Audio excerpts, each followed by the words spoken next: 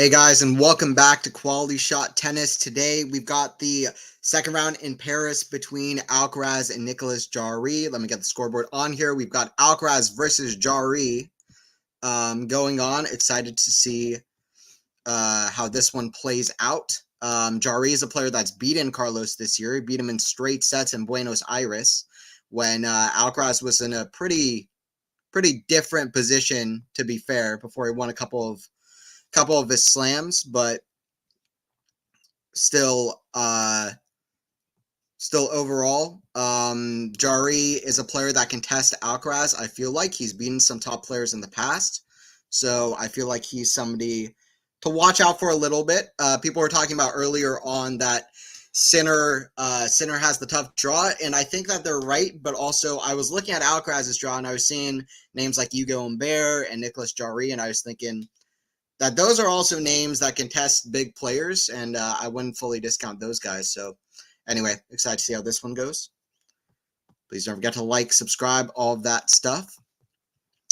My prediction for this one is Alcaraz in straight sets. I think Alcaraz gets it done in 2 sets. I think he'll be deeply motivated by his bad loss of Safiullin last year in Paris. I felt like of all the losses that Alcaraz faced, throughout his bad, kind of rougher patch from post-U.S. Open to pre-Roland Garros this year.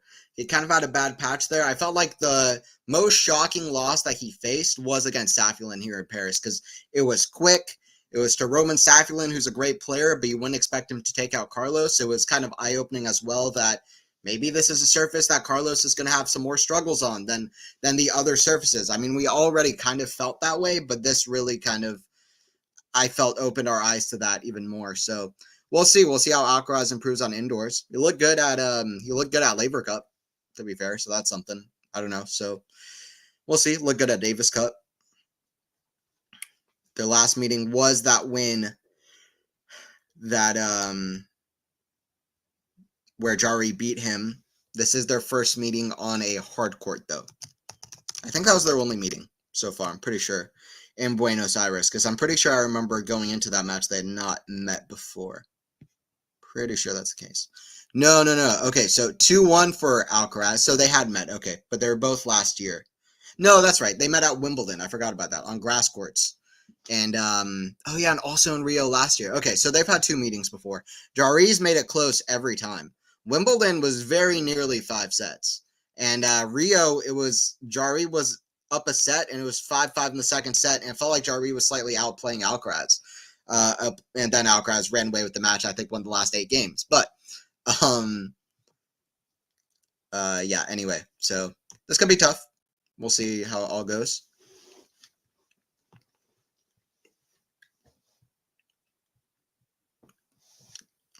And it is Carlos to serve first. Interesting. I mean, that it kind of paints the match in an interesting way, that the fact that Sinner is out of the tournament now, because Alcaraz is a big odds favorite now. It feels like Medvedev might like the surface a bit more. Zverev is also in the tournament. Rublev is out, but there are still some big names. So I don't know. We'll see. Also, a guy like Kareem Hatchanoff's doing well recently. Draper, people have their eyes on Impechi Pericard. Dimitrov got to the final last year. He seems to be one of the top players, so it'll be interesting. But Alcaraz is definitely, I think, the favorite now. But coming up against a tough opponent, potentially, on very, very fast courts. Forehand of Alcaraz, inside out to the backhand of Jarry, goes cross court, backhand slice. Backhand slice of Jarry, that's in the net. 30 love. 30 love. The 2 matches that they've played that were the closest were played on clay courts, which is a much different and much slower surface than this. But Wimbledon was relatively close. And that played pretty quick, obviously. Not as quick as this court, I don't think. But, yeah, we'll see how it all goes. Forehand of Jarry, that goes out. 40 love for Carlos, starting us off here strong.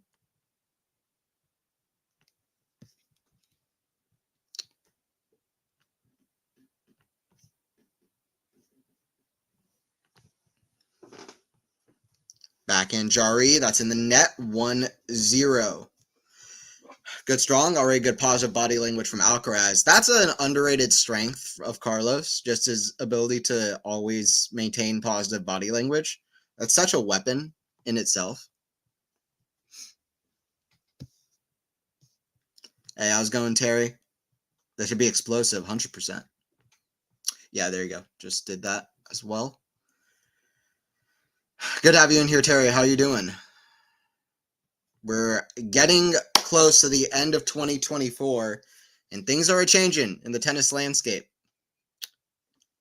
Things are changing.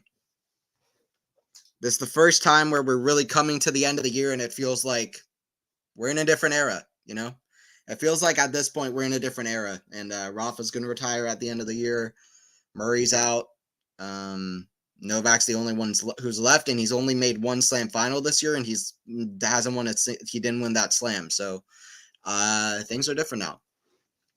Good serve from Jarry. It's the 15 love. 2025 is going to be interesting. It's going to be an interesting one. I think it'll be an interesting one. 15 love here for Jarry. Going for the serve.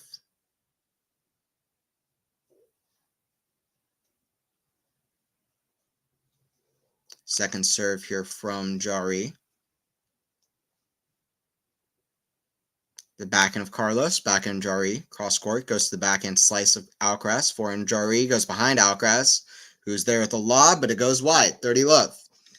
I want to see Jarry make it close. I want to see this be an exciting one. Jarry seems to play about 20 times better when he plays a top player than when he plays a player outside the top 100. And I'm actually almost not kidding. Like, he, for whatever reason, raises his game whenever he's playing somebody who's very, very good. They force him to raise his game, but not everybody's able to do so. He has the ability to play a really, really powerful level.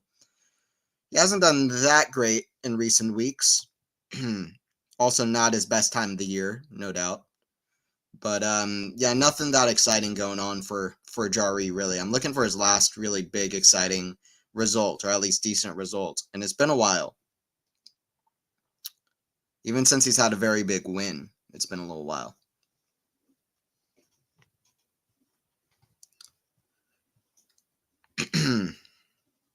Jarry getting here to 40 love, so quick. It seems like we're going to have quick holds for either player.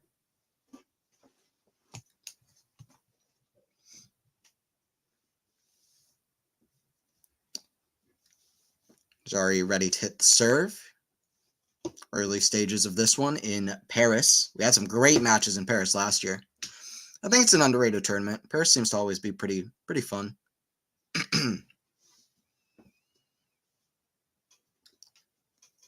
But this year it plays extremely quick. And we're going to see that in this match too. Some huge shots. Backhand Jarry right off the baseline. Hits in the net. First point for the returner. 40-15.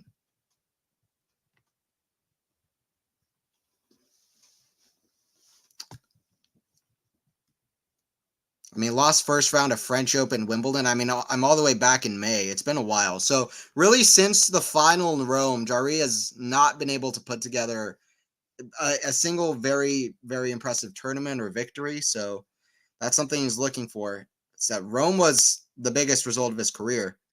But since then, it's kind of been downhill. It's a forehand long. Great rally from Alcaraz. 40-30.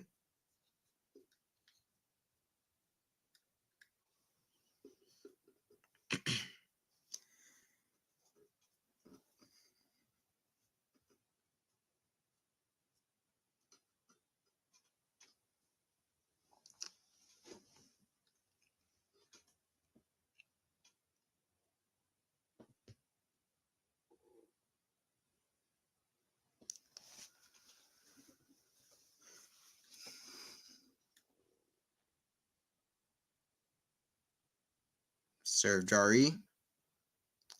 Goes into the body. It's a great return from Alcaraz. Gets it deep as well. Forehand of Jarry. That goes out. Alcaraz is incredible because he's like Novak, in which he hits consistent depth, but he's able to do it off of such flashy, insane attempts at shots. He's like Novak, but like on like steroids. It's like he plays like Novak, but a much flashier, like insane version.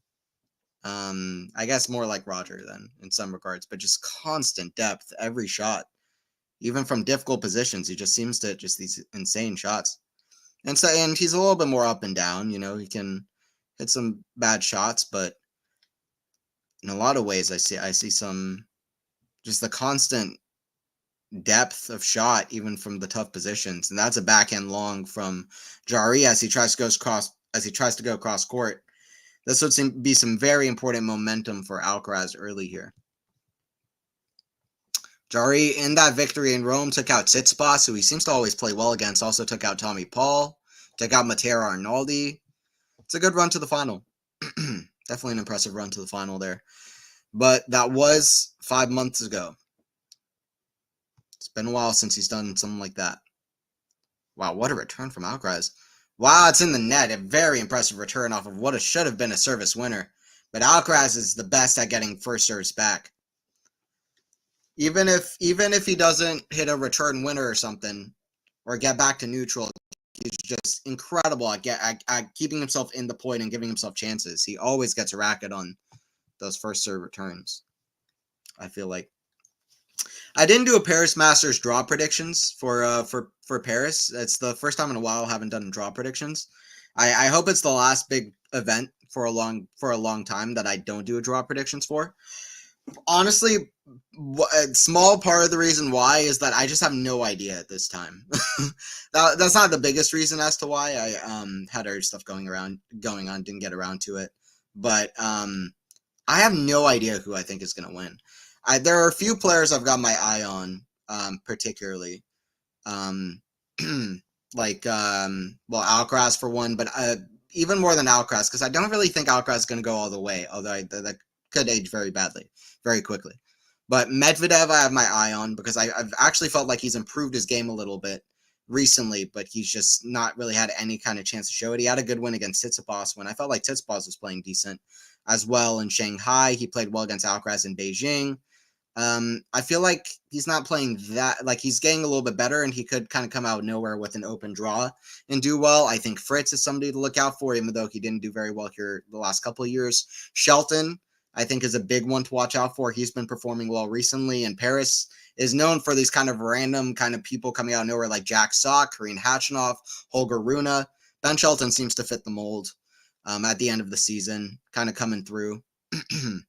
So I would watch out for those guys. Karin Khachanov also I would watch out for a little bit. Draper, but Alexei Poprin comes to mind also. You never know.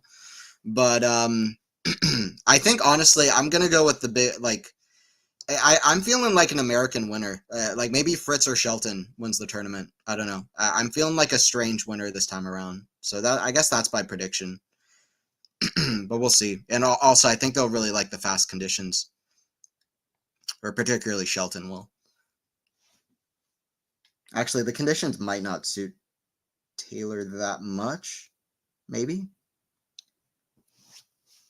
So I guess Ben Shelton is somebody I have a big eye on here. We'll see. And that surprises me to say that, because I'm not usually the guy who's like, oh, Ben Shelton's the guy, but it's my prediction. 3-0, Jarry hits in the net. Yeah, I'm doing good. Definitely been doing well. I was writing some material for stand-up comedy right before coming on here. That's something I'm going to be doing soon, trying for the first time. I've been involved in improv comedy, which is great, but even though it's one of the scariest things anybody can do, I want to try my hand at stand-up. So I've been writing. I'm trying to write a set to do for stand-up comedy, and I'm excited. And hopefully I can keep on with that. And yeah, just kind of chatting with friends, getting some stuff done. There's a new podcast out that came out this morning called New Tennis Era Podcast. And yeah, things have been good. Things have been good. Shelton's currently losing. What's his score? I haven't been keeping an eye on the scores. That'd be embarrassing. Wow, Mute got the second set over Shelton. Maybe it's too quick of a turnaround for Shelton. Being a bit of a hypocrite, but maybe it's too quick. Like now I'm changing my mind, because if he goes 3 sets against Mute, That's not a good, like, he needs to have a bit of stamina going through the tournament. So I'm actually going to change my tune a little bit. I don't know, man. Screw it. I'll say Medvedev comes out of nowhere and wins it. I'm locking in my Medvedev prediction, even though I'm not very confident about it at all. I have no idea. I don't know who, because I don't, now that I'm thinking about it more, I don't really think Fritz is going to love these conditions. Shelton is, it might be too quick of a turnaround from Basel, especially if he's already playing 3-setters in the first round. I'm going to go with Medvedev. I'm locking in Medvedev. Why not?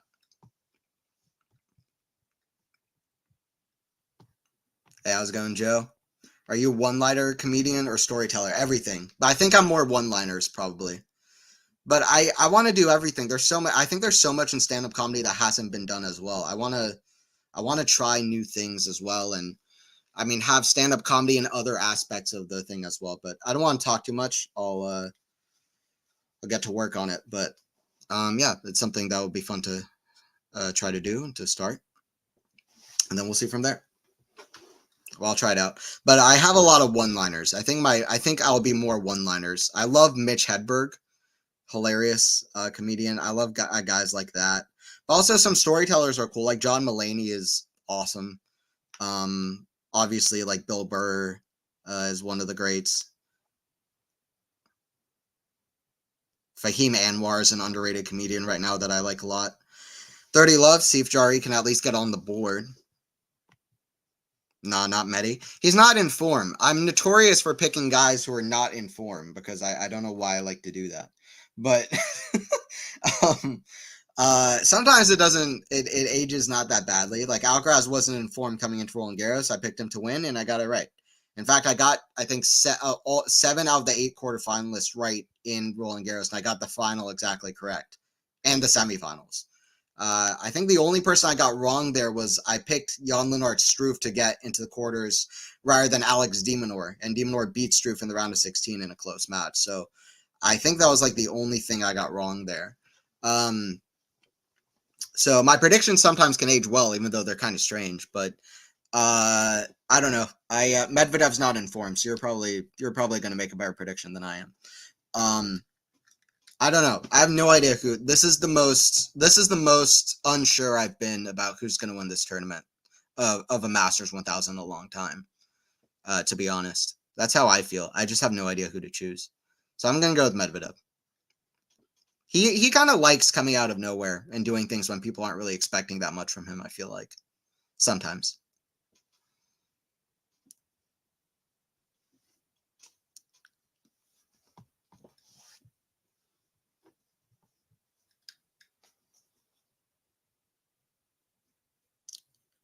Serve from Jarry, back into Alcaraz, forehand of Jarry, forehand of Alcaraz, forehand of Jarry, back into Alcaraz, forehand of Jarry. Oh, Jarry thinks it's out.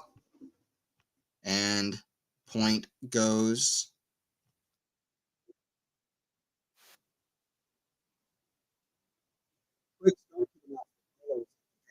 An error fest game after being up 40 love. It's got to be tough on his mental side after blowing that.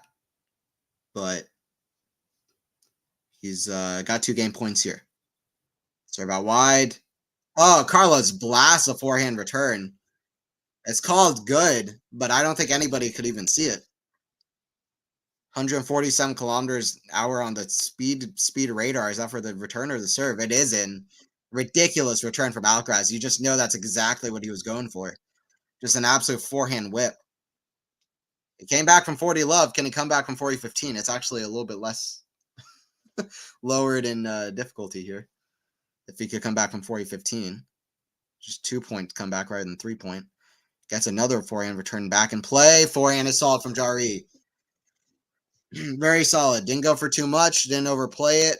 Just was very decisive on the spot on the court and just hit it. I feel like that's something good about Jarry. He's very decisive in what he's going to do.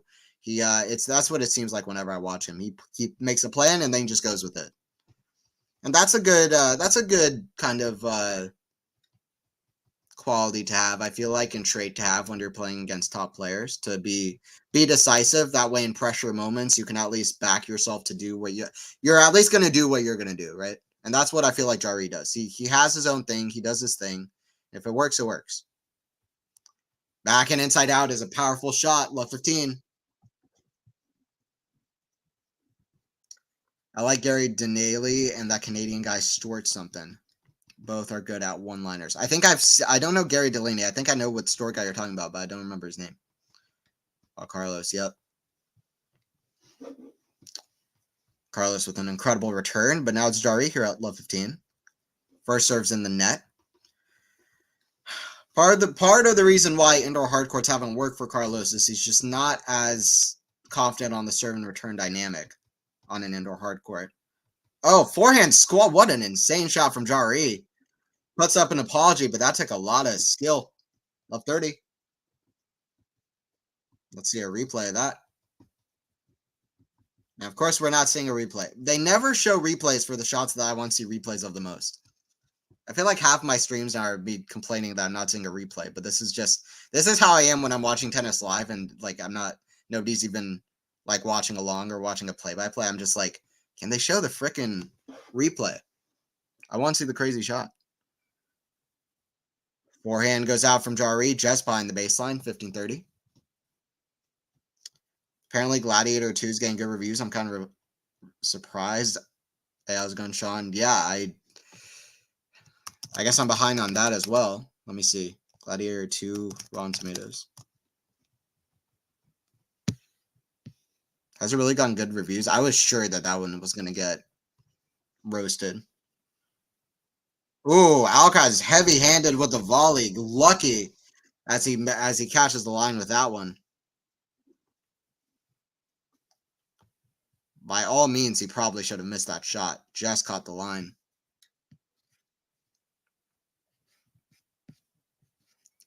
Yeah, I'm not seeing scores for Gladiator 2 in theaters November 22nd. Let me see. I guess maybe it was shown at like some film festival or something before. I don't know. Here's what critics are saying about Gladiator 2.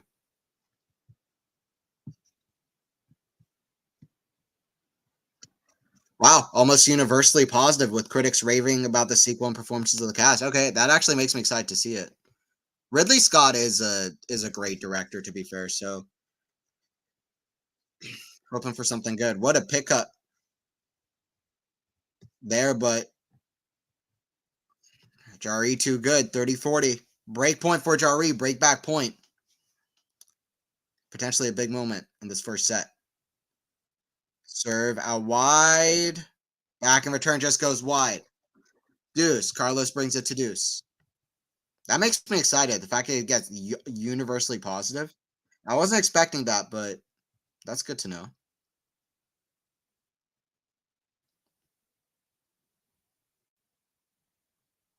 I don't even know what to expect from that movie.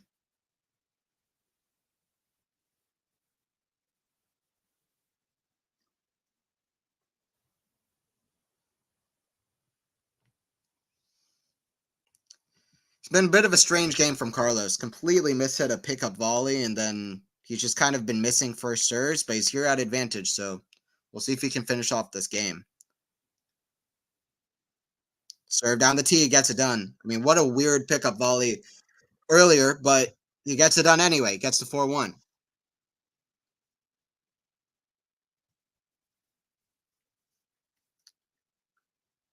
20 minutes played in this one so far.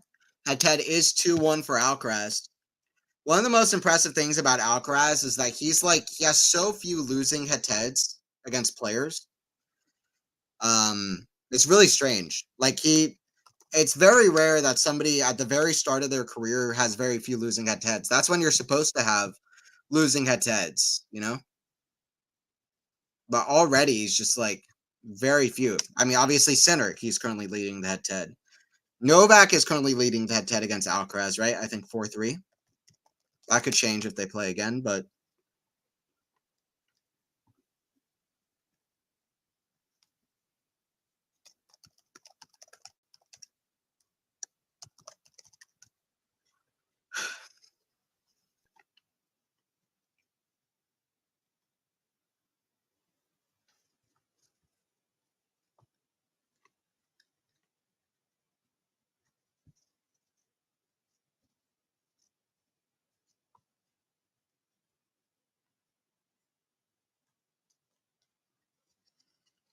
Yeah, Alcaraz is evened. He's also evened out his head-to-head against Zverev. Zverev was leading pretty badly at one point, but he's evened out his head-to-head with Zverev.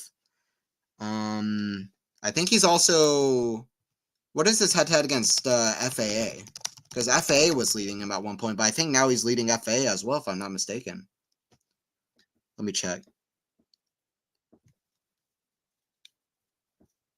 Yeah, Alcaraz is now leading FAA as well, so he's behind with Djokovic. Of all the players he's played a whole lot of times, literally Djokovic is the only player that has a winning head-to-head. Zverev is even. That's it. That's insane. That's really insane.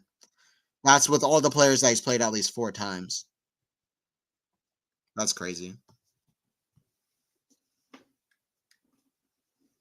That's actually like Novak. Novak and Alcaraz then share the same thing, which is that with players that they've played 4+ times, they only have one losing head-to-head. For Alcaraz, it's against Djokovic. For Djokovic, it's against Roddick.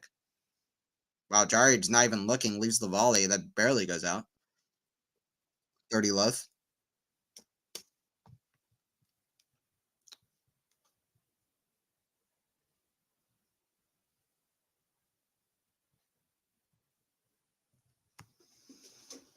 Zverev in the crowd watching on. The camera just pans to him. Serve Jarry, back into Carlos. 4 into Jarry. That's too good. 40 love.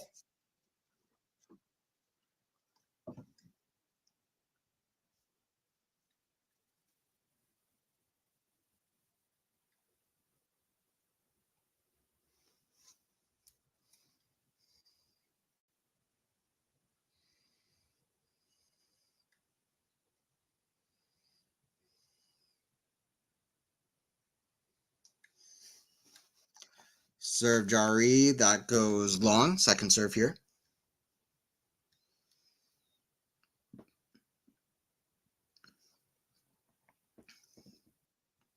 Kick serve. Back into Carlos. That goes wide. 4-2.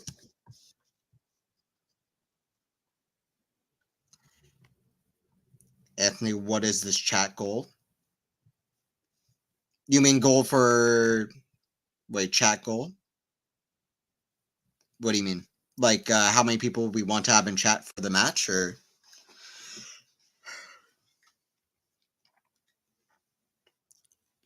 All right, 4-2 Carlos. I don't know. I need to catch up on streamer lingo, I guess, because I don't know what you mean. I don't watch it. I don't watch enough Twitch. I watch more movies than I watch streamers.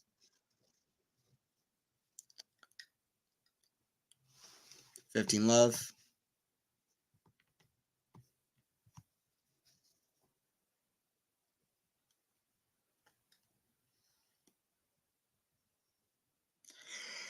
But my goals with how many people I want to watch my streams and stuff, I always think it's cool even if one person's watching. Honestly, like I honestly mean that. Like the goal is always get as many people as possible. But even if like one person's watching, like it's that's dope. Like that somebody wants to watch me and talk to me and stuff. So that's always my mindset. Honestly, completely honestly. The goal is as many people as possible, but one person's also cool. Like that's my mindset. Never really have a specific number in mind. Chat goal is to confuse success. There's some sign on the chat where you have to complete 5 tasks.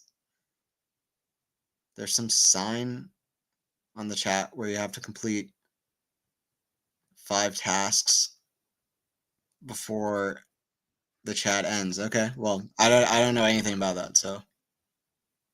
Oh, tweener from Carlos. Lob smash from Jarry put away. Alcaraz doesn't want to play around too much. He likes entertaining the crowd, but he doesn't want to play around too much here with Jarry.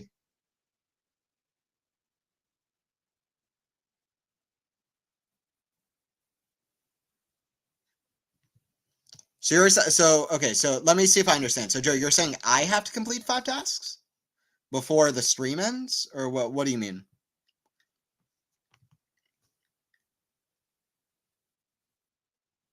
Sean, you're absolutely right about the the goal of confusing Anthony because I am confused. Serve Carlos. Forehand Jarry, that's in the net. 40-15. These courts are so quick. It's obvious even just watching them. Like, these courts are so fast. Way faster than Wimbledon, by the way.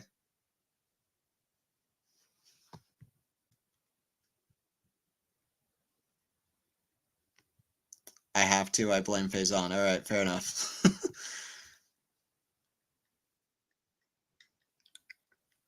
No, I mean, if the goal is to confuse me, then I am confused. Serve from Carlos. Doing very well so far. Back in Jarry, inside out, forehand to Carlos. Back in Jarry, it's in the net. Carlos doing really well. Sometimes he doesn't like being rushed. He likes a little bit more time to set up his shots and then find, after a few points, build out the point and then work his way inside the court. On indoor hard courts, you have to, I mean, the point is you're already rushed behind the base you're already rushed right away, right? You can't just like slowly build out the point. The other guy's maybe going to hit a winner before while you're trying to just build out the point like you would on a clay court or like you would at Indian Wells, for example, where it's super, super slow, slower than most clay courts. So I think that's part of the reason Alcaraz struggles. Alcaraz needs to do better on the kind of first strike, I guess, and kind of the serve, return, serve +1 kind of part of it. But I think he can do it, and especially when he comes like up against big hitting players. So I think Jarry is a good test to start off. Hugo Humbert potentially is a very good test in the next round, and I think that that's an upset alert for Alcaraz, or at least a dangerous match, because Humbert is a giant killer. Hugo's an absolute giant killer.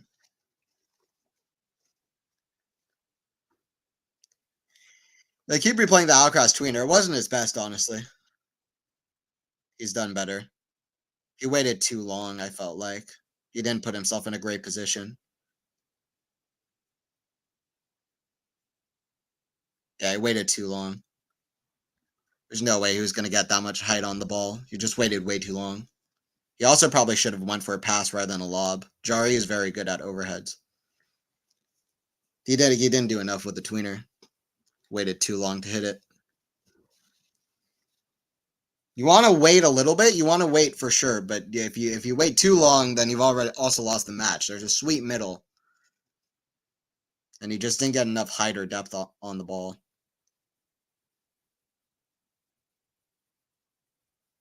Didn't really get any pop on it. Didn't get that much slice on it. Just kind of stuck up for an overhead winner. Either way, even though he's 0-1 in the tweener rally department, he's lost the one rally where he hit a tweener. He's up 5-2 in game, so he'll take that. 15 love for Jarry, who is an ace down the tee. Half an hour into this contest. 2 aces for both players so far. Jarry needs to get that number higher if he can. And that's the third one. 30 love. He's past Alcaraz in the ace department. That I don't think Alcaraz is going to catch him there.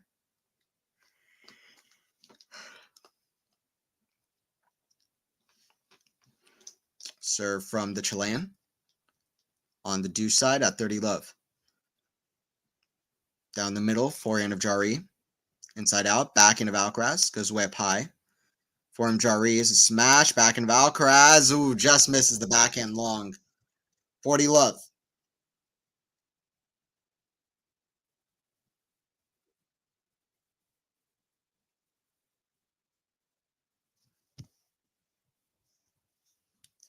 Shelton having a real battle out there. French crowd probably isn't helping. Yeah, let me keep an eye on the other scores. Something I haven't really been doing. So Draper took the first set over Lehechka. Nice. Shelton now serving for the match in the third set. So looks like Shelton might be able to escape that match. Seems like it's been a battle though, for sure. It's been going on a while. When you listen, I didn't even realize that, like, when I started the stream, I didn't even realize that match was still going on. I thought Shelton would have won it in straight sets.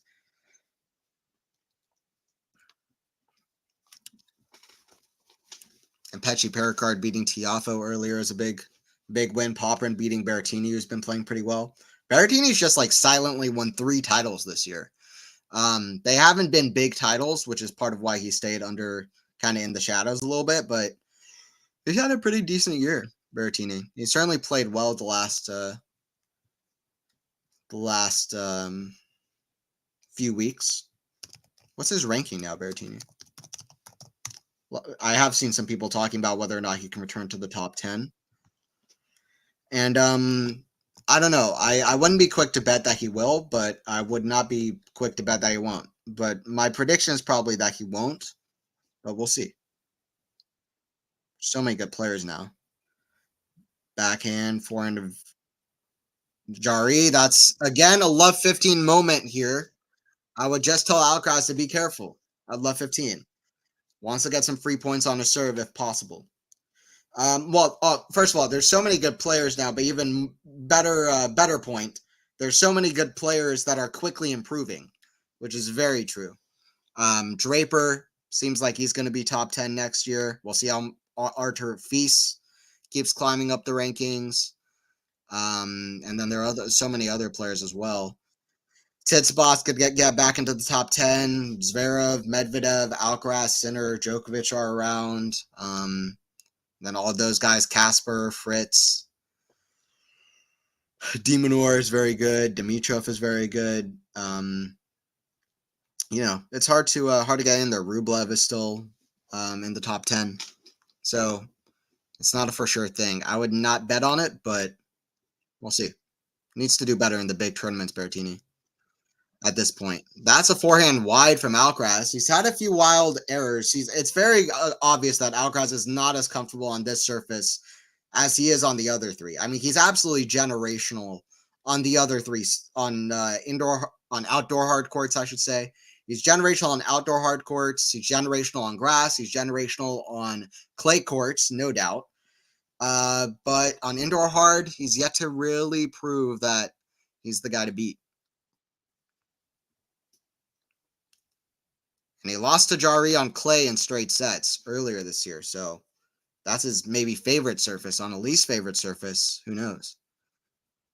Forehand of Carlos down the middle. Forehand of Jarry hits the tape, goes over. Backhand, that's a wild error from Alcaraz. He's not going to like this game. Alcaraz, every once in a while, can just string together a poor string of shots and miss them. So, all right, 1540.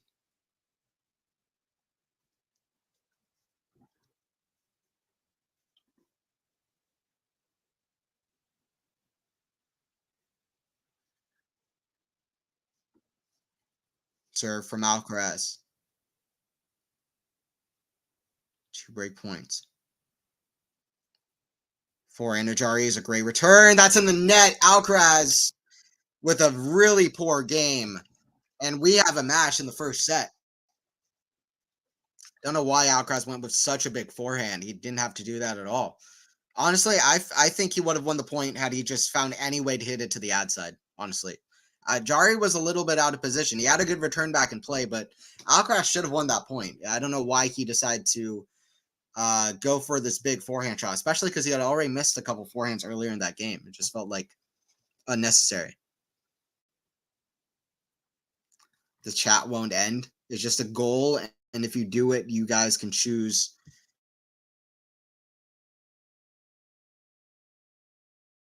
Okay. Yeah, that's cool. I like that. See, these guys were confusing me in the chat. Chat goal 5 tasks. I was like, what? I'm behind on the lingo. I don't know what you guys are talking about. I don't know what these terms mean. The chat won't end. Okay. Well, that's cool. Got 5-4. Jarry always seems to make it close against Carlos.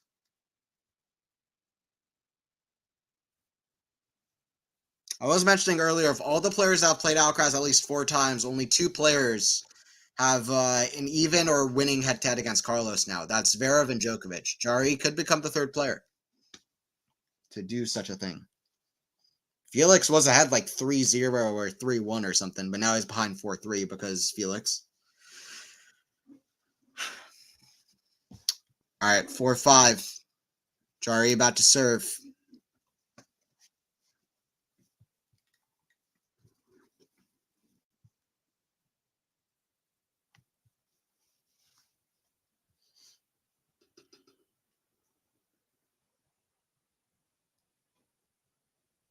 Serve from Jarry. Down the tee. 15 love. Who did I lock in to win this tournament? Medvedev? Well, if he does, he would surely enjoy Alcaraz getting out of the tournament because, to say the least, that would be a very important moment for his chances here, probably.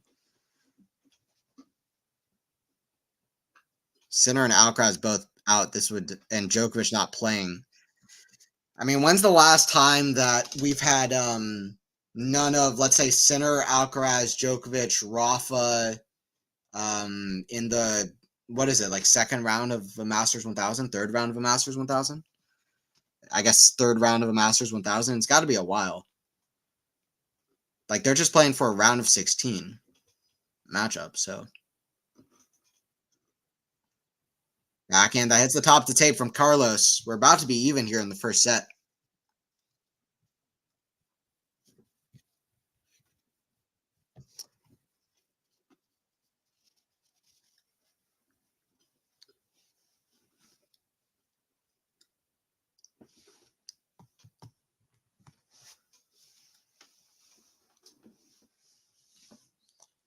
Serve from Jarry. Just misses a spot down the tee.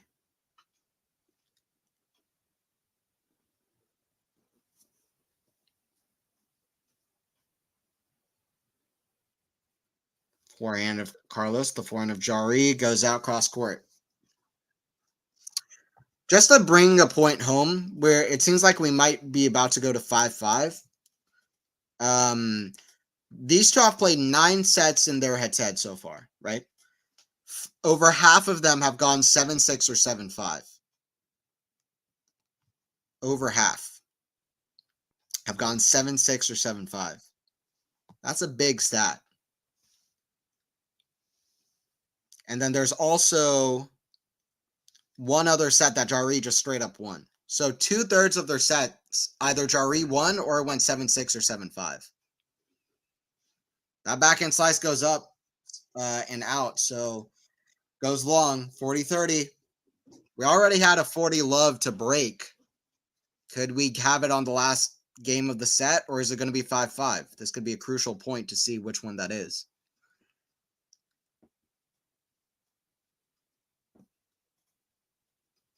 But you know Carlo's going to bring us 100% to this point.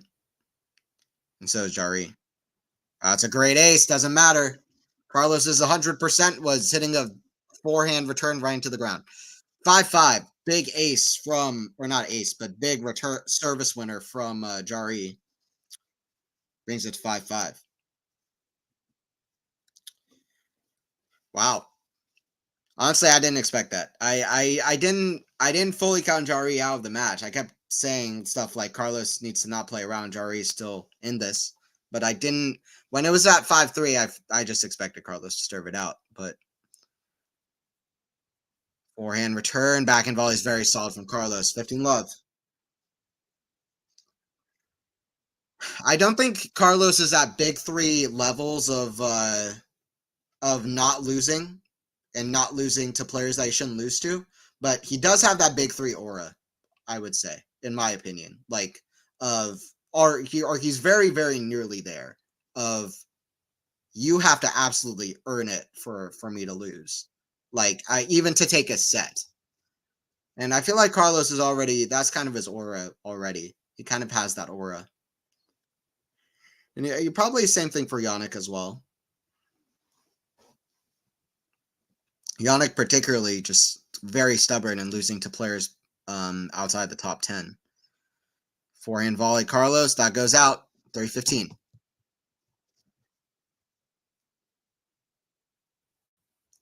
Is this court playing quick? Yes, the quickest court of all masters. Yeah, in fact, the quickest court of all masters ever recorded since they've started recording court speed. It's playing so fast. And last year was fast too, but this year is just really quick. I mean, I remember last year it went to Paris, and I was like, "What is the court speed?" It was, I think, last year might have been the fastest ever, but this year is even like way faster. Don't know if that's good for Carlos, but he can adapt. Serve from Carlos. Great serve down the tee. Backhand's going to go long. Great pace of shot off the serve from Carlos, who's able to hit 130 miles per hour plus serves. Maybe not quite like in Pechi Pericard. But yeah, he's able to hold there for 6-5.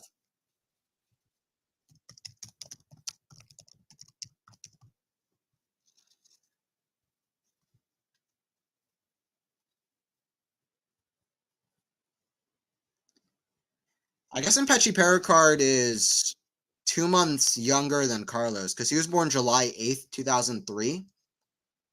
Carlos was born May 2003. And these guys are all so young, though. That's wild. But like, it's crazy somebody born in 2003 is Alcaraz. But let me see. Wow, to me, Tommy Paul, despite losing first round of Paris, is currently at number 11 in the live rankings, which would be a career high ranking. Why is that? Can't even tell why exactly. Oh, because Tsitsipas is currently down one in the live rankings. But if Tsitsipas loses in the next few rounds, Tommy Paul could have a career high ranking. Not a for sure thing. Draper and Runa also have a chance of passing him. I guess Humbert maybe has a chance of passing him. Yeah, he does. But unlikely. Shelton, I guess, technically does as well. As does Arthur Feast as well. In their best case scenario.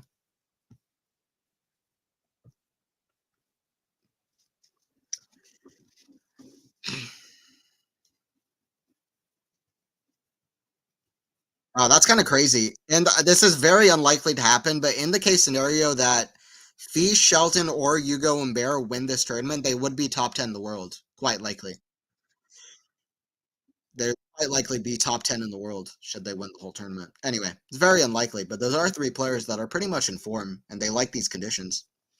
And Sinner's out, and Djokovic isn't playing, so the tournament's pretty open.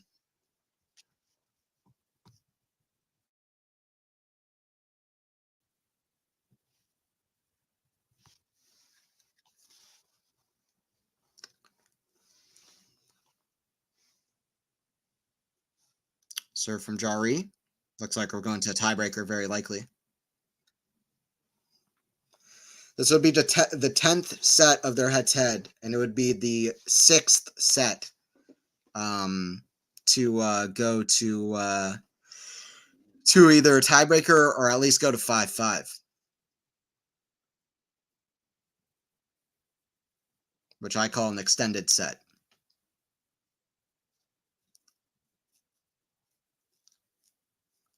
Serve from the Chilean here.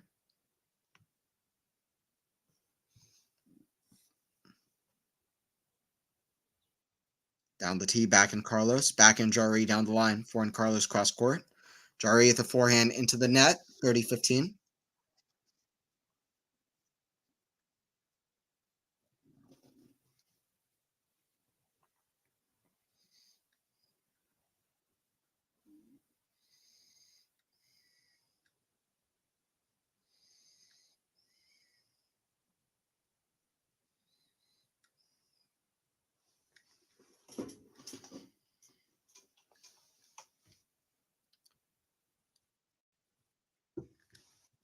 Serve down the middle from the Chilean. Goes long. Second serve from Jarry. 46 minutes into this one.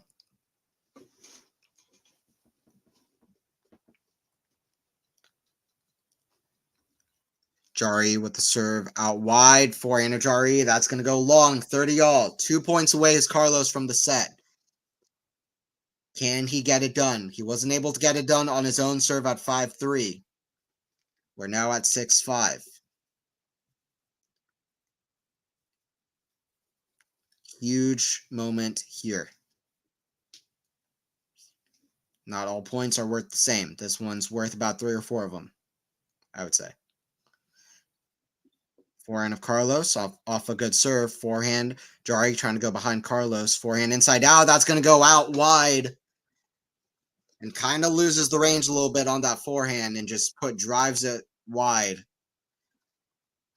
Gets away from him, that forehand.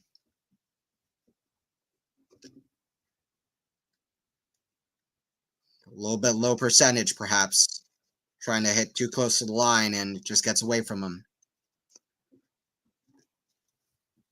Forcing, pushing. And it's Carlos who's earned a spot at set point. 30-40. Serve out wide. It's a let. That didn't even seem that much of a let. Jarry doesn't believe it either. You should be able to challenge lets. I've been saying it. You should get like one challenge of a let per set. And I think that'd be fine. Or since lets are so uncommon, you could even have like maybe 2 challenges of a let. Or just infinite challenges. Whenever there's a let you can challenge. But probably like limit of like 2. Forehand. That's right in the baseline. Jarry volley. Back in Carlos. Volley Jarry. Pass. Oh, clutch from Jarry. That was tough.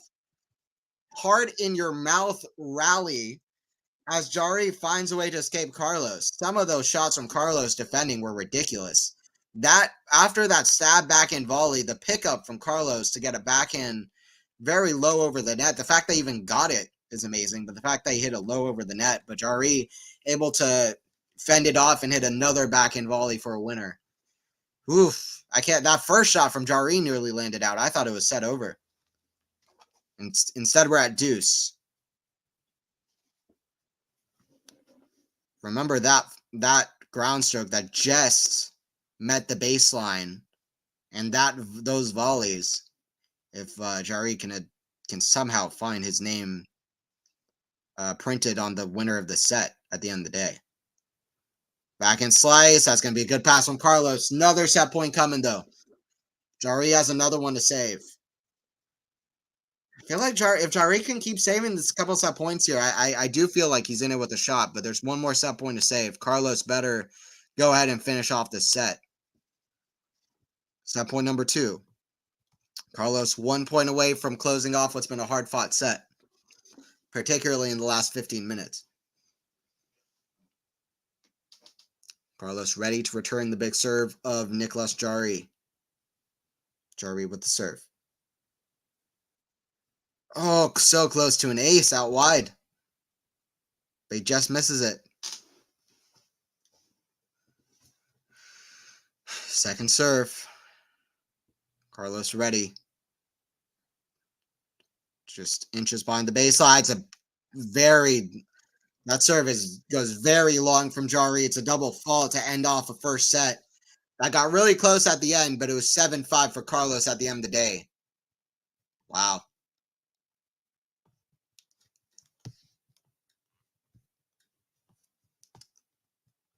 Interesting set of tennis there. GG's for Carlos. Vamos. Vamos, vamos, vamos, vamos. Was it that Medvedev did at the US Open? Vamos, vamos, vamos. Vamos, vamos, vamos, vamos.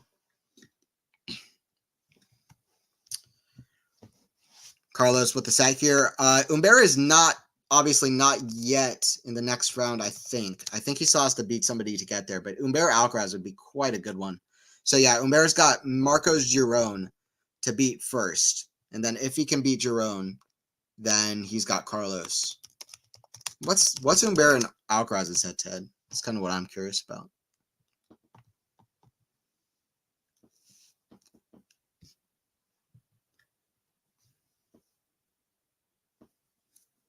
(2-0) for Alcaraz.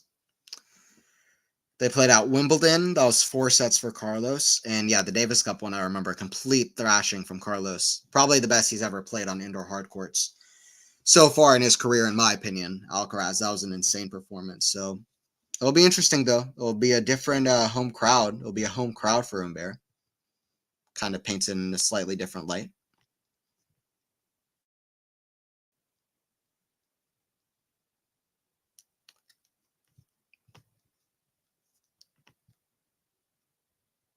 Good play overall from Carlos. Not perfect, but good. Carlos was 75% first serves in, 75% first serve points won.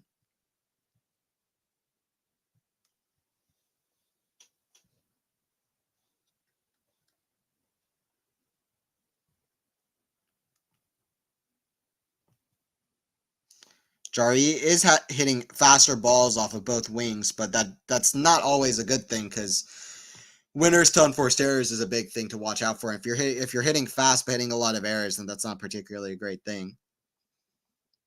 All right, we got a change over here between sets. All right, I'll be back in 1 second, guys, for a second set. I think Jarry's walked off court as well. All right, I'll be back in a second.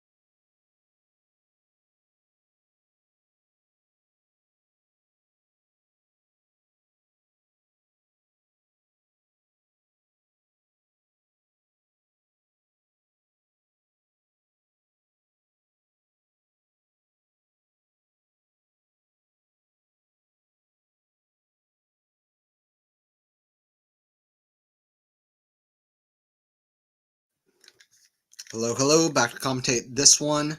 Starting up the second set now. Let me catch up on my match stream. Here we go. Carlos again serving first to start off the second set, as what happens when you break to end a set.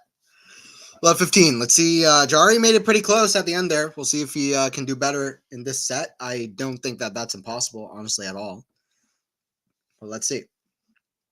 I'll still have Alcaraz winning this set, but we'll see. 15-all. Jarry just a few, honestly, crucial forehand errors there at crucial moments throughout that first set.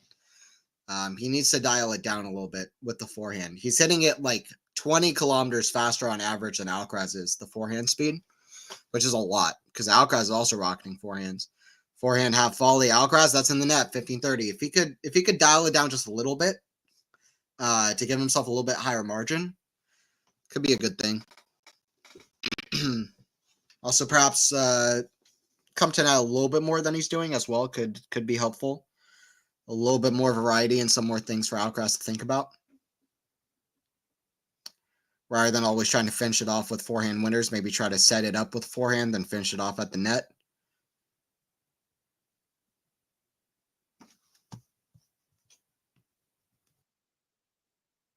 Jarry's calling the serve here.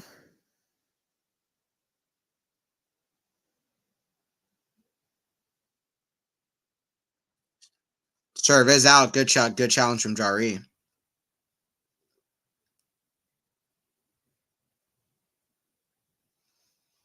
Back call from the umpire, but I do like this umpire. He's one of my favorites. I don't remember his name, but he always seems to get along with the players, which is, I think, the best sign of an umpire. Forehand of Alcaraz goes out, inside out. So 15-40. Alcaraz certainly not found his best yet, no doubt.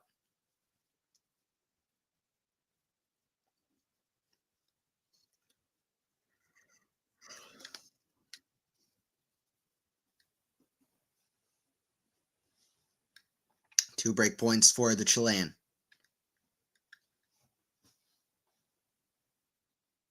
First serve goes wide. Second serve here from Carlos.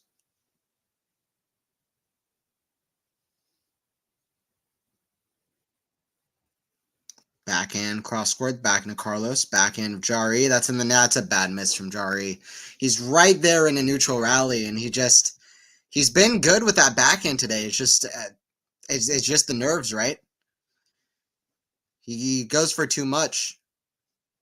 Let Carlos impress you on those break points. You don't have to go for errors. Like you don't. It's a weird way of saying it. You don't have to go for too much and end up hitting errors. Like just kind of let Alcaraz, hit good, neutral, solid shots, but don't go for too much. Forehand goes out. I mean, that rally was Jarry's chance. How different could this match maybe be had he just kind of went a little bit more neutral there on that backhand? It comes down to those small moments, and it also comes down to Alcaraz just making him feel like he has to go for too much in those moments. But it's also down to a lack of confidence. Jarry hasn't been getting that many wins recently against players like this. And Alcaraz with the big serve. Big serve. He's got good athleticism. He's got the serve down. Where he's got a few service winners in this match, which is going to help him down the road as well if he can really improve that serve for the indoor hard courts. But good serving from him, also hitting his spots well. Big flat serve down the middle. That's a good one for Carlos. That play, the big flat serve down the middle. That's a good one from him. First, a good hard kick serve out wide, and then a big flat serve down the middle. Two of his favorite serves, and both with good success, getting him to 1-0 and gets out of trouble there. Liechtenstein, the ump. Okay, thanks. Yeah. So, for example, like Terry, that him I enjoy a lot. There are very few umpires that I feel like when I see them, I'm like, okay, we're gonna get good umpiring here. He's like maybe the only one who I'm like, I rarely see like bad mistakes from him. I like how he treats the players and how he deals with situations. I think he's more along the lines of umpires that I kind of like, how they go about things, a little bit more kind of chill, very. I don't know. I don't know. He seems like he makes smart decisions in the which matter the most, and also it feels like he's very down to earth with the players, or at least seems that way, which is like what you want. So, I don't know. I like him. Forehand inside out, back into Carlos. It's called out from Jarry. Left 15. Jarry got to work hard here to let this not get away from him. Too many errors on that forehand still.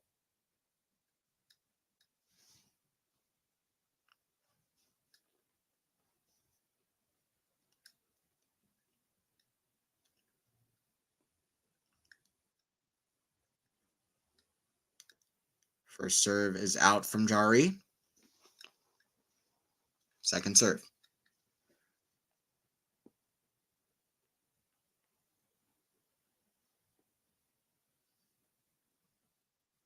Forehand of Alcaraz, the forehand of Jarry, cross court, forehand of Carlos.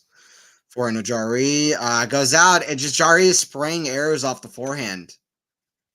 And this is kind of the opposite of what he needs to do against Carlos. If he would just dial it down a little bit and make Carlos be the one to kind of, I don't know, he could get Carlos to spray errors is the point that I'm making, potentially. Because it's not like we have seen nothing of that in this match. I feel like Jarry is just missing too early on these points. And I feel like at least the chance that he could have in this match, he's not letting himself have it. He would just dial it down a little bit. I'd be interested to see if he could really compete here.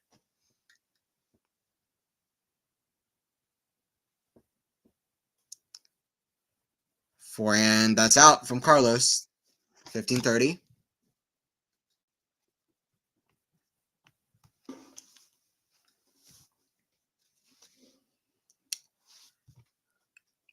Jarry has gone down in the rankings a little bit. He's been as high as number 19 in the world, I believe.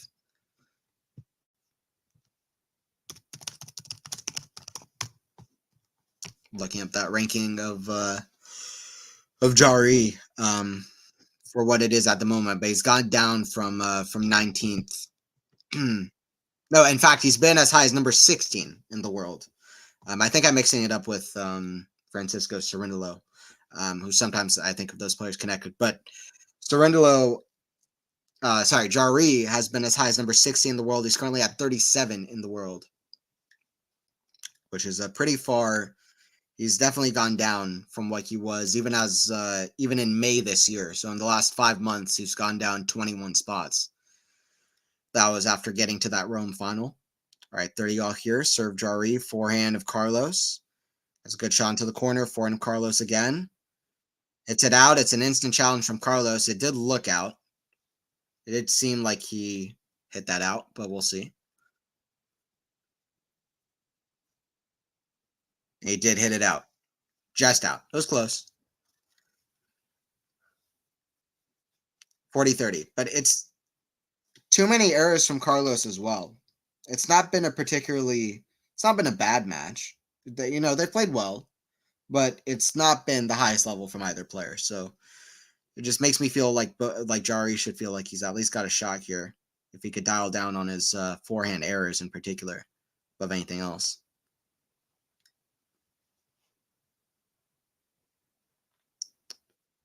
Serve, forehand of Carlos, forehand of Jarry, the backhand of Carlos. One hand backhand. Carlos runs. How does he get that? That's too good. 1-1. No way on earth anybody's getting that. If Carlos Alcaraz can't get there, nobody else on this planet is getting there. One game apiece. That was fun.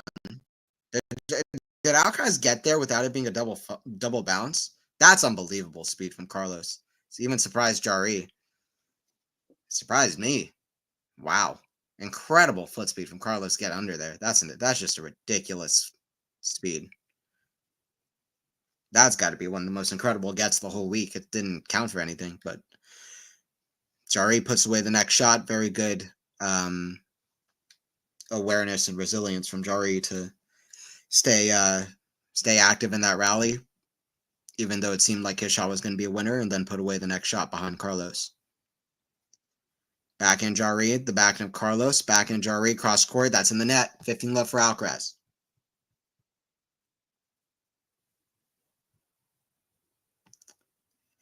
Who would you say has a better chance this tournament out of Shelton and Rune? For me, Shelton. Shelton is one of the big names that I'm looking at in this tournament, in my opinion, Sean. Rune, I know he had that big tweet where he was like, we're going to do it again. I'm going for the victory again. And maybe, he likes these conditions, and the tournament's opened up a bit. Sinner and Djokovic are not there. But I feel more confident with Shelton. He's been in form. He's been playing well. Even at the US Open, despite only getting to the third round, I thought he played really well. Played a great match against Tiafoe there. Lob just misses from Carlos, 15 all. When Carlos misses a lob that would be incredibly impressive and incredibly skillful, and one of the shots of the day, that he's not feeling his ball. That he's not playing at his best when he misses that incredible lob that for any other player they would miss 10 out of 10 times. But it's just long behind the baseline. For me, Shelton, wow, what a backhand return from Jarry. Puts up an apology, but turned that apology into a fist bump. That was a crazy shot. Hits the sideline. Average return speed from Jarry, second serve return, 114 miles per hour. That's no, sorry. Okay. Yeah, this makes way more. I said 114 miles per hour. 114 kilometers an hour. 140 miles per hour. I was like, that makes no sense. That would be the most unbelievable thing. He hasn't been hitting that fast. Okay, 114 kilometers an hour. My bad. 114 miles per hour on average would be this craziest thing ever. For a turn of serve. That was 117 kilometers an hour. Still incredibly fast, especially off returns of serve. But anyway, good stuff from Jarry. 30 all. Can he really make this a match and get a lead in the second set? Forehand of Carlos. Tries to go down the line, kind of goes down the middle. Backhand down the line. Forehand squash shot. Jarry. Carlos is there. The half volley. Backhand by Carlos. He's there with the volley. Backhand Jarry. What a rally. Tweener. Forehand volley. That's one of the points of the week, without a shadow of a doubt. And everybody in the crowd loves it, as they should. That was like that game point in the last game, but even better. What a squash shot from Jarry. He's hit a couple of beauties in this match in terms of forehand slices. Alcaraz didn't need to hit the tweener there, to be completely honest. He had time, but he decides to go for the tweener. He hits it very hard, but listen, Jarry's got good hands, and he was ready. A sword from Carlos Alcaraz, the forehand tweener, and a shield from Jarry in terms of a volley, and it ends up being a winner. It's a break point now for Nicolas Jarry, and it's an ace down the tee. The silence. The crowd silenced the opportunity for Jarry. Deuce. Doesn't really silence the crowd, though. It gets a lot of cheers because everybody loves Alcaraz. Deuce. And that's just the truth.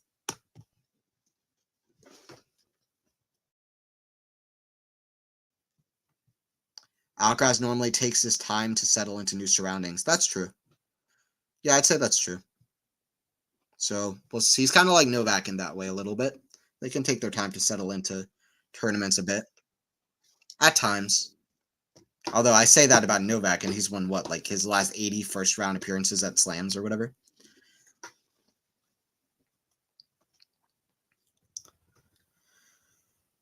All right, game point here for Alcaraz to get out of trouble. Big serve would be nice. And he gets it out wide for an ace. 2-1 for the Spaniard. By the way, guys, please don't forget to subscribe to Quality Shot Tennis if you are new joining in. There is a new tennis era podcast that's out if you guys want to check that out as well. Had fun looking into a little bit deeper into the finals that went down this week. I had fun calling the Shelton and Petchy Paracard final. And then I talked a bit about that. I talked a bit about other stuff going on off court as well. So some good stuff going on. So yeah, please don't forget to check out that podcast as well. That's out on the channel. That'd be appreciated.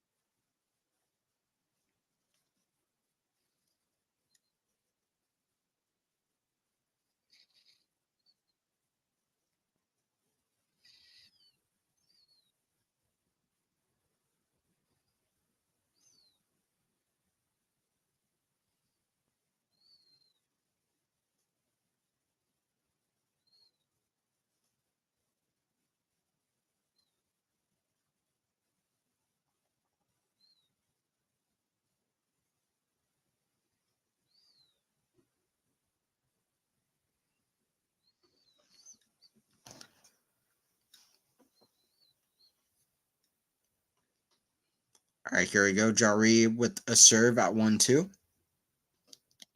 Serve goes long.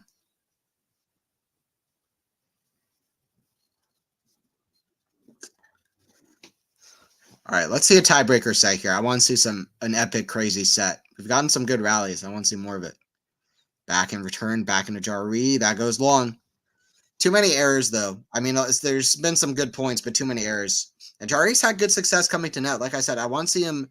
I want to see him dialing down his shots and just kind of waiting for. I mean, I feel like he's afraid of the Alcaraz shots, but Alcaraz has hit some bad errors, and in my opinion, let him hit the winners. I think dial it down, try to find ways to come to net, and maybe wait for an Alcaraz error. It might be his best chance here. Forehand, Alcaraz forehand, that's in the ground, 15 all.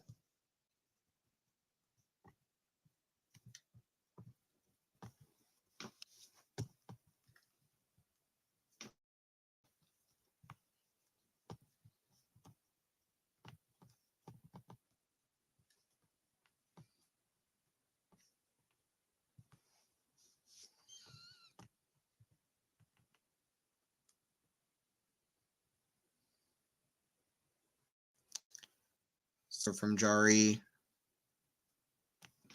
goes long.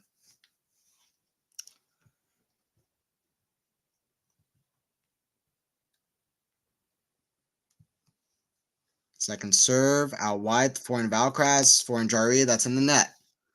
But I mean, I can already tell what's going to happen. Now Jarry is going to spray a couple forehands, I think. And then I think Alcaraz is going to get the break. But what I'd like to see Jarry do is try to keep the MPHs on the serve if he can. And if Alcaraz hits a shot like that, he hits a shot like that. And then just kind of dial it back and just see how it goes for Alcaraz.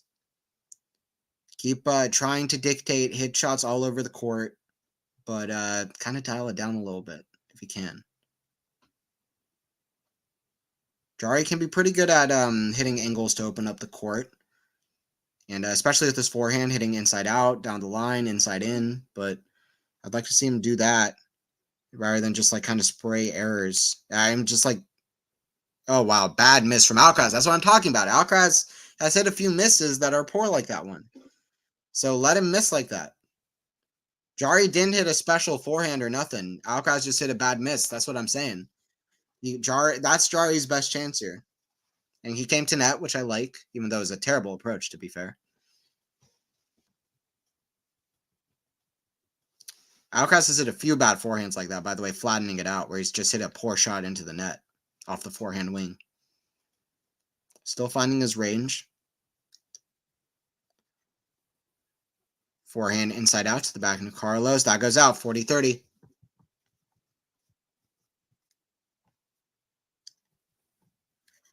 Let me know in the chat, do you guys think Nicolas Jarry is ever going to break into the top 15 in the world, or has he already reached his best career high? Do you think he's going to have another great result like the Rome final, or do you think that was the peak of the mountain for Jarry? And I don't mean do you think he's going to do one better. I also mean do you think he's going to get to another Masters final, or do you think he's going to get to a Slam semifinal or something like that? Backhand slice. Backhand Jarry, that's a bad shot right into the middle of the net. Deuce.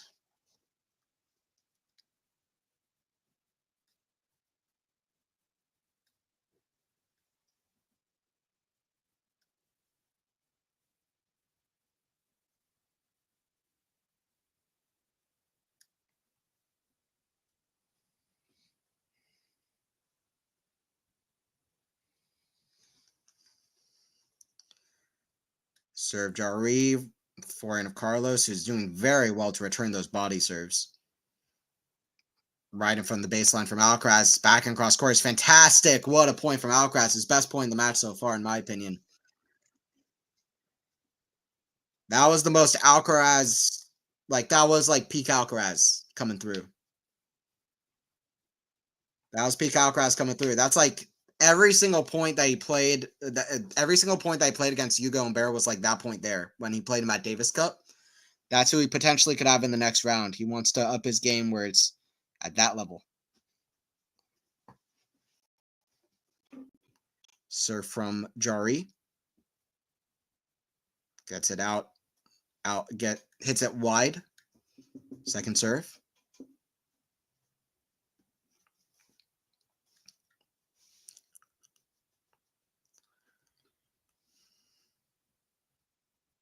Forehand Carlos is a ridiculous return. What did I just say? He is dealing with those body serves at ease, running around and just hitting incredible forehands. That first strike and hitting return winners is going to do very good for him on these indoor hard courts if he can keep that up. 3-1 for Carlos. Watch out for that if he could keep doing that. Novak-esque off the return of serve.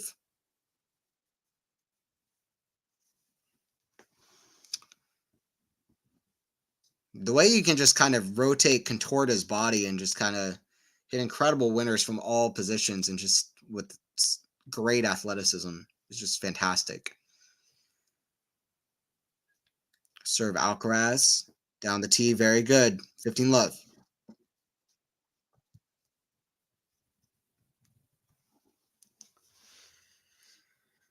Alcaraz with all of the momentum. Not even a shred of an inch for Jarry at this point.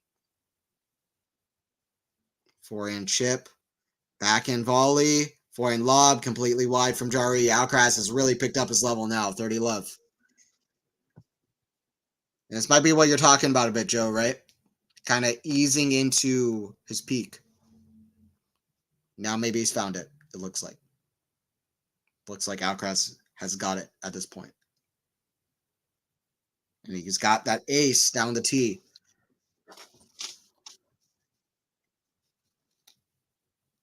Likely going to be Alcaraz Humbert in the round of 16. We'll see what Marcos Giron has to say about it as well, who plays Hugo Humbert tomorrow.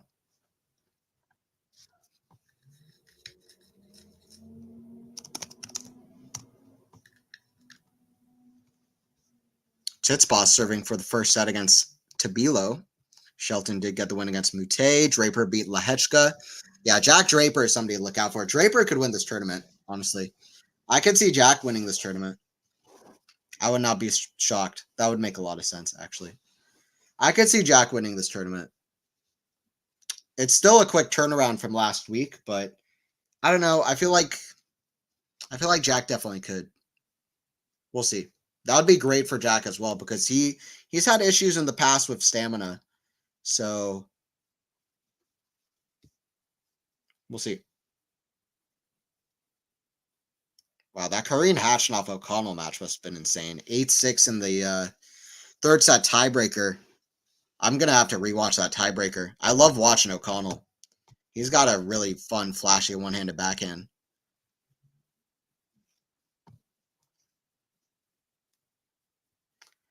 Has a Frenchman won Paris in recent times? I don't think so. I mean, who could have, right? I mean, Gasquet could have, but he never won a Masters. Monfils never won a Masters. Monfils was very close. He got to the final here, I think, a couple of occasions. In 2008, 2009, he lost to Djokovic in a third set tiebreaker. In 2009, Djokovic being Monfils' like worst nightmare and rival. Who else could have? Gilles Simon could have. Tsonga could have. Let me look. I'll look through the list of champions, but I don't think so. I don't think it's happened in a while, like a long while. Let me look. Gilles Simon never won a Masters, yeah? I don't think he ever won a Masters 1000. Feels like he got to the final here. Maybe he got to the final here in like 2014 and lost to Federer. That sounds familiar to me. Let me see if I'm right at all. Okay, so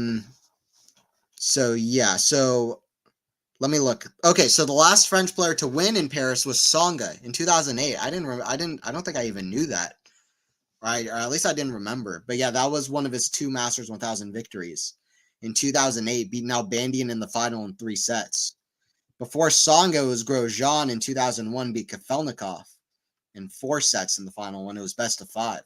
But Tsonga in 2008 is the last guy to do it. Arthur Fils is playing well. That would be cool to see that. Since then, you've had Tsonga got to the final in 2011. That was the last Frenchman to get to the final as well. Forehand inside out, very good from Jarry. And then, yeah, so 3 years in a row, a Frenchman lost in the final. That's kind of sad, honestly. Tsonga won in 2008. So 4 years in a row, you had a Frenchman in the final. Tsonga won in 2008. Monfils lost in 2009 and 10. And then Tsonga lost in 2011. Before that, there were no French players ever in the final from 2001 to 2007. Grosjean being the last to beating Kafelnikov in 2001.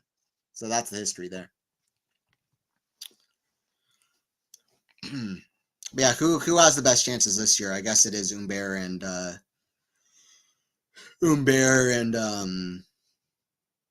Arthur Fils. But there are other players as well, and not Grosjean. Manarino has some kind of a chance as well. That goes out from Jarry, gets the 30 all. Alcaraz, and he's looking for a 7-5, 6-1 victory. Will he be able to get it here? Trying to break Jarry's serve yet again. Jarry not making as many first serves as he would want, I think, particularly in the second set.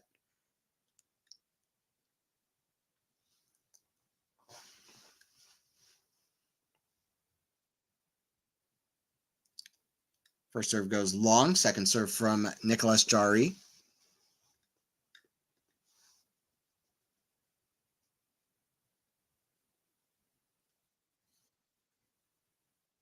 Backhand slice, the backhand slice of Carlos. So gets away from him.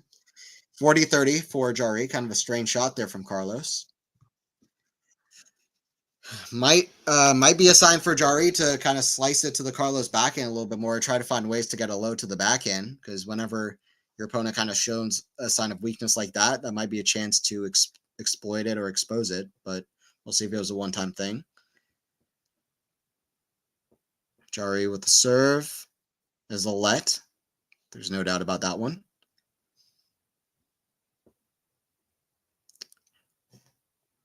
If you did have challenges on lets, I feel like, some lets are so much more obvious than others. Some lets just would not be challenged. But other ones, it makes sense. It makes sense to have let challenges for the ones that are very hard to tell. I think we already have the technology for it. Double bounces, lets. Like, we can have challenges for this stuff. Forehand cross court, forehand of Jarry. That goes out. Back to deuce. Alcaraz doing well, hitting good shots, but I feel like Jarry, whether it's the pace of the court or I don't know what it is, he's spraying forehands. Once again, it's not his favorite conditions, to be fair, but it's Alcaraz now with six points away from getting to the round of 16 here in Paris.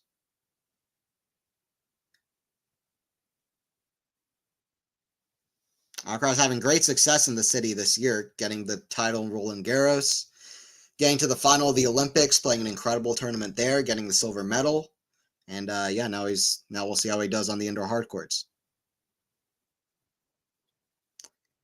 Backhand. Oh, what a reaction from Carlos!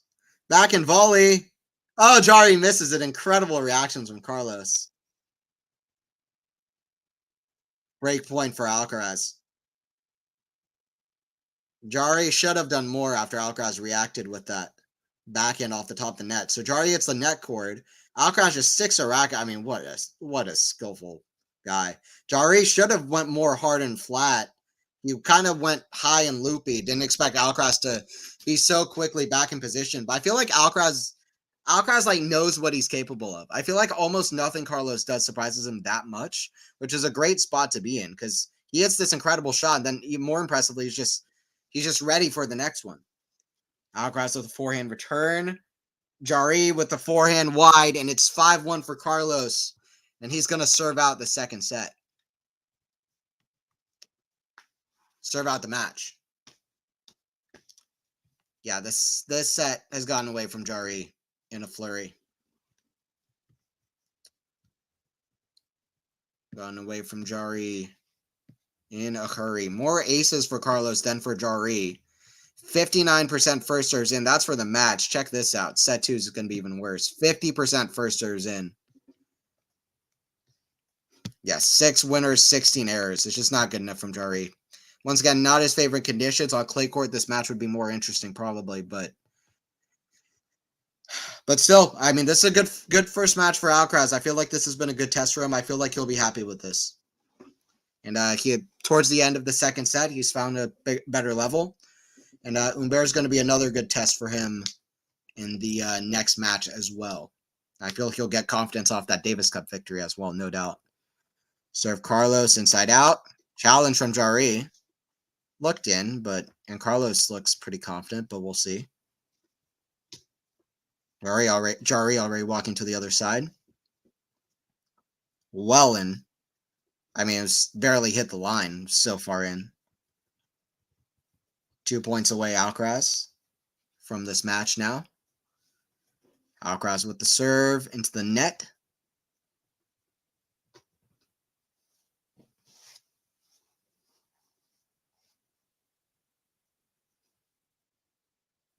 Backhand down the middle, forehand Carlos is sprayed long. Alcaraz needs to mitigate those forehand errors as well that he's had in this match later down in the tournament. I mean, I'd give his performance for Alcaraz standards. I'd give this performance like maybe a C plus or a B minus. Like it's probably a C plus. Like he can get way better than this. So it's been good, and I'm just saying for Alcaraz standards, he can get way better than this as well. Forehand volley, forehand Jarry goes behind Carlos. Very good. 30 all. Jarry still fighting.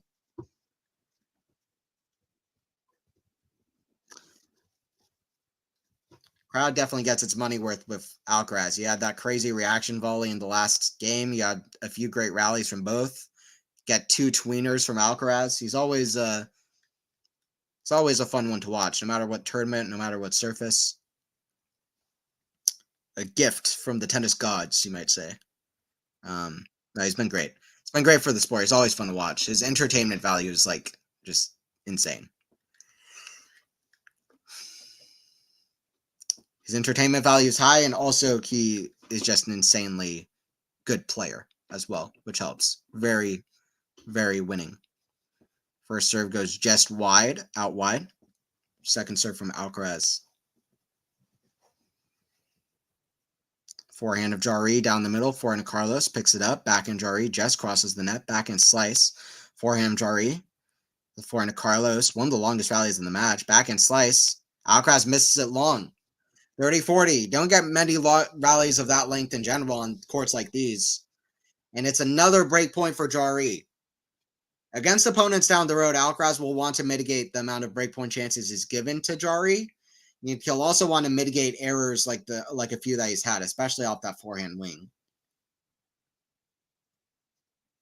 I mean, Jarry in a lot of points in this match has kind of gifted Alcaraz a lot of these points. From Carlos's point of view, hasn't been his best tennis at all. But that's a good serve out wide. He's had like 9 aces, which is great. His first strike tennis is a bit better in terms of he's getting some great return winners. And he's getting some great service winners. So in that regard, his first strike tennis has been pretty good in this match. Serve, backhand Jarry, hits it long. Advantage to Alcaraz, who's got a match point, his first match point.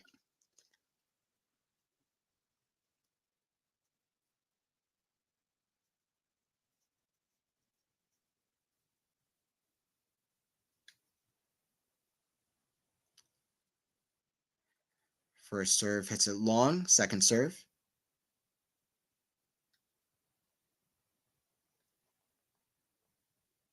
Kick serve, backhand Jarry. Goes to the backhand Carlos. Backhand Jarry, cross court. That's going to go out. Carlos Alcaraz through to the round of 16 in Paris. He gets a 7-5, 6-1 victory. I think the most one-sided set that these two have played was that second set. Jarry with the test in the first set. And there are some crucial moments in that first set, but second set was all Carlos. Definitely picked up his level. He'll want to pick up his level even more as the tournament goes on, but it was a good level, and he'll be happy with it, I think, overall.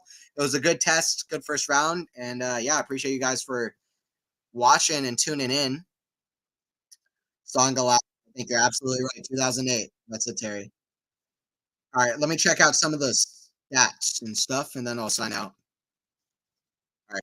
overall match stats. Not just that too. Yeah, so he had 3 more aces than Jarry. He got, I mean, these are great numbers. 70% first serves in. Very good. These are good numbers. This is very good as well. 5 for 6. He'll want to mitigate and minimize the amount of breakpoint that he offers the players on the other side, because players will do better than Jarry did today, I think, down the road. But I mean, 1 for 5 and 5 for 6 kind of tells the story there. Winners to errors, I mean, just pretty abysmal for Jarry, to be honest. That wasn't amazing from Alcaraz, but it was abysmal from Jarry. So yeah, overall, I'd say like a C+ performance from Alcaraz. Maybe if you're being kind, B-, but good. He'll want to even keep it going down the road. But 9 aces was strong, yeah, and some good signs from Carlos. And he's definitely somebody to look out for. I don't want to make it seem like Alcaraz played bad. He played well. And yeah, good first match, good first test. And he will take on the winner of Humbert and Giron the next one. I'll be streaming more in Paris, so hopefully you guys stay tuned. Excited to see y'all down the road. And yeah, Alcaraz 7-5, 6-1 over Jarry. I'll see you guys at the next one.